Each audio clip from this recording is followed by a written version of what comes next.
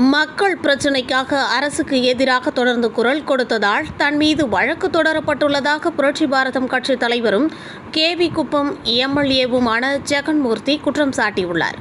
வேலூர் மாவட்டம் கேவி குப்பத்தில் புதிய கலை கல்லூரி துவக்க விழாவில் கலந்து கொண்ட புரட்சி பாரதம் கட்சி தலைவரும் கேவி குப்பம் சட்டமன்ற உறுப்பினருமான ஜெகன்மூர்த்தி செய்தியாளர்களை சந்தித்தார்.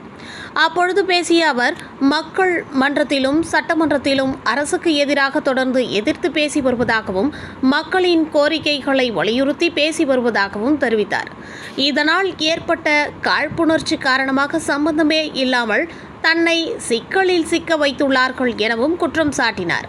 தொடர்ந்து பேசிய அவர், உயர்நீதிமன்றமும் சில கருத்துக்களை கூறியுள்ளதாகவும் நீதிமன்றத்திற்கு தாங்கள் கட்டுப்பட்டுள்ளோம் என்று நீதிமன்றத்தை நம்புவதாகவும் தெரிவித்தார்.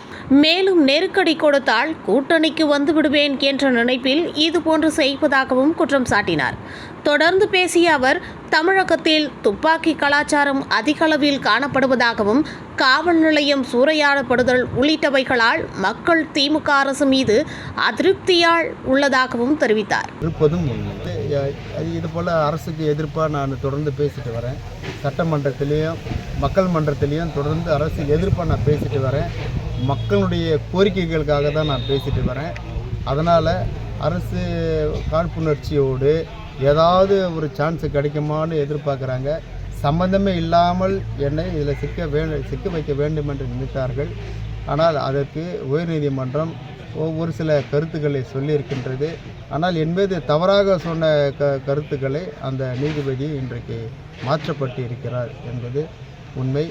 மற்ற விஷயங்கள் நீதிமன்றத்தில் நான் சொல்லியிருக்கின்றேன்.